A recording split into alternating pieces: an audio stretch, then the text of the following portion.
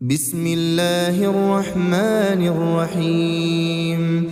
تبارك الذي بيده الملك وهو على كل شيء قدير، الذي خلق الموت والحياة ليبلوكم أيكم أحسن عملا وهو العزيز الغفور، الذي خلق 7 سماوات طباقا ما ترى في خلق الرحمن من تفاوت فارجع البصر هل ترى من فطور ثم ارجع البصر كرتين ينقلب إليك البصر خاسئا وهو حسير، ولقد زينا السماء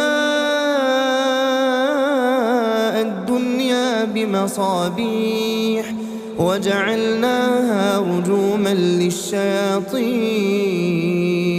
وأعتدنا لهم عذاب السعير، وللذين كفروا بربهم عذاب جهنم وبئس المصير.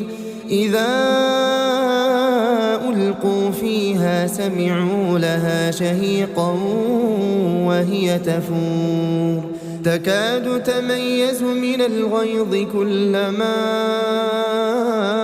ألقي فيها فوج سألهم خزنتها ألم يأتكم نذير؟ قالوا بلى قد جاءنا نذير فكذبنا وقلنا ما نزل الله من شيء إن أنتم إلا في ضلال كبير.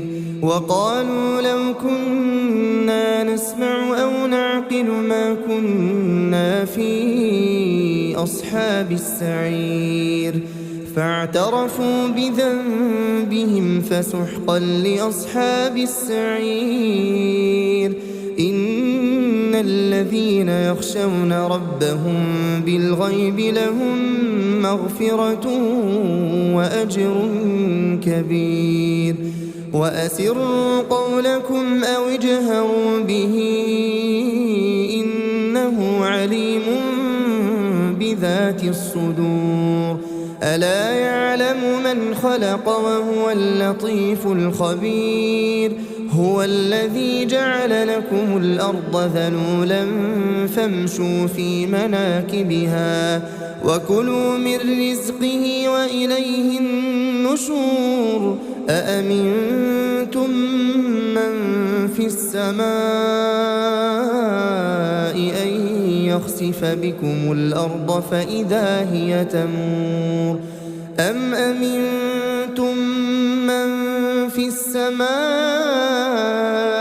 أن يرسل عليكم حاصبا فستعلمون كيف نذير. ولقد كذب الذين من قبلهم فكيف كان نكير. أولم يروا إلى الطير فوقهم صافات ويقبضن ما يمسكهن إلا الرحمن إنه بكل شيء بصير. أمن هذا الذي هو جند لكم ينصركم من دون الرحمن إن الكافرون إلا في غرور. أمن هذا الذي يرزقكم إن أمسك رزقه بل لجوا في عتو ونفور. أفمن يمشي مكبا على وجهه أهدى أمن يمشي سويا على صراط مستقيم.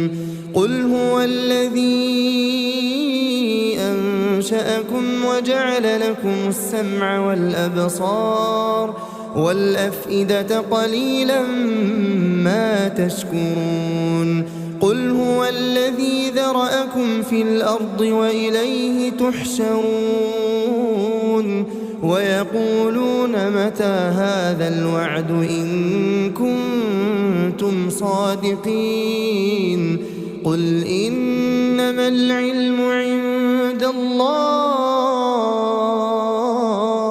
وإنما